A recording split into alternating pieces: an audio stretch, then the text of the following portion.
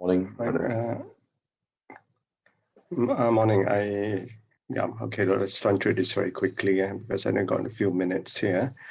So the burnt house at the foot of suffering. The initial verse. Be careful not to wait for suffering, desires for sights, and these are obviously the working of our five roots and then mix and tangle with the skandha. And this is the desire of the heart and the emotion arising from there. And these are the cause of suffering. And obviously the burning house, which is our mind, as a result of which is the fruit of suffering. So because of the stress that we have. So we must believe in the truth of suffering. And this is actually in the Four Noble Truth. And put that into practice. The problem is, so therefore we need to be disciplined in our practice to be aware of our internal being and also be mindful of the way of our conduct. So because desires will rise in the heart and being attracted by the sounds, the sights, and material things, as well as sexual desires. And Master gave the example that sexual desires make people reckless, resulting in family tragedies and so on. So greed for material things is insatiable, and that's fine because we are in the desirous realm and we always want to achieve more and more. And the reason behind that is because we are judged by applause in the world. The greater the applause in the world gives us, the more we want to attain. So you never can control yourself. You're being controlled by the world. So in karmic retribution, for countless kalpas, we have transmigrated of high destinies. And obviously, and now that we are born in this life, we have own karmic blueprint, we have karmic debts to repay. And these karmic forces suddenly manifest. We don't know when it is, and these are the life becomings. And so in these life becomings, even though one is cultivating very well, be disciplined, a moment of slip, as in the story of Master Buddha, can result in a manifestation of past karmas. And we don't know what these past karmas is.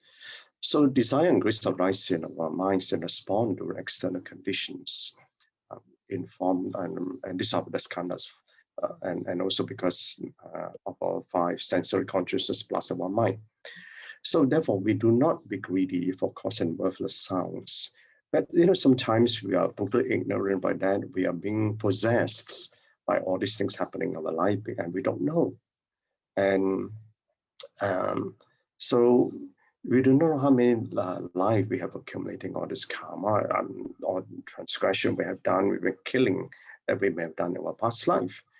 So therefore, we must be prepared for all the life becomings that unfold before us and accept them. And we need to cultivate the cleanse our karma. So the lessons learned, we cannot pick anything when we die. Only the karma follows us. And the objects of our desire, such as form, sound, smell, touch, and touch, causes many kinds of suffering. So as I said earlier, the way we live our life, from young, we are being determined what our ambitions are. And more often than not, ambitions are wealth, position, and power. And that's what we are. And so by the time who determines what is wealth? It's not determined by us, it's determined by how others determine what wealth level we should be. Position is being set for us, and then we come to achieve that. And power, that we want to influence over others. So all this being driven by the drumbeats of applause in the world and our life in the community. And so we actually, by the time, I think sometimes when you talk to people who are retired, and obviously I'm reached the age and I meet a lot of retired people. And I can tell you 9 out of 10 will talk to me and say they don't know what they're going to do after they retire. So although we have all this world transcending flawless ceasing as the intrinsic nature, And but our greed, craving, attachment get entangled with that, and we don't even know the underlying intrinsic nature. So in contemplation, for ordinary beings who react, they see the becoming as a problem, and as our karma sees as a result of which. But actually a problem, what's the problem? A problem is the absence of a solution, isn't it? So a becoming is not a problem, but the desire emotion prevent from accepting the solution. That is the problem. And therefore, we need to understand the Dharma, how to apply the Dharma in our daily life. But we understand how your desire arises and your emotion as well, then you'll be able to accept that solution and your becoming. So attachment to the desire and the pulling of emotion is the root of non-acceptance, and as a result of which we live life in ignorance. But when you're in control of that, then you find the solution and the purpose of life. So on relationship, so do not yearn for anything not given to you. Do not crave for any desire then, because by that time, then if you don't do that, then the emptiness you realize in their forms, which is the skandhas, will make you a being of harmony, and you'll get along with everybody, and that's where your relationship will grow.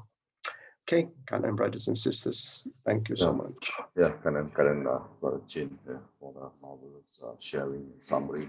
Okay, can we all on our videos? Brother Chin and the team need to leave us early. So on your video, we'll take a photo of all of us.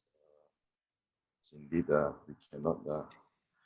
Gan En, Brother Chin, for the wondrous perspective. Yeah. Nothing also. You can. Yeah. Brother Chin, our. Brother Chin, where's your love again? I captured the photo. All of us have the love. Hey, I do the capturing. Where? Yeah, all of us do the love. Hey, I capture photo. Brother Chin, if all your past business associates see you doing this right now, who capture now? Sister YY. Sister YY.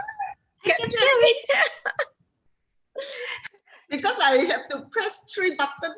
So Okay, wait, all put together. I capture. Okay.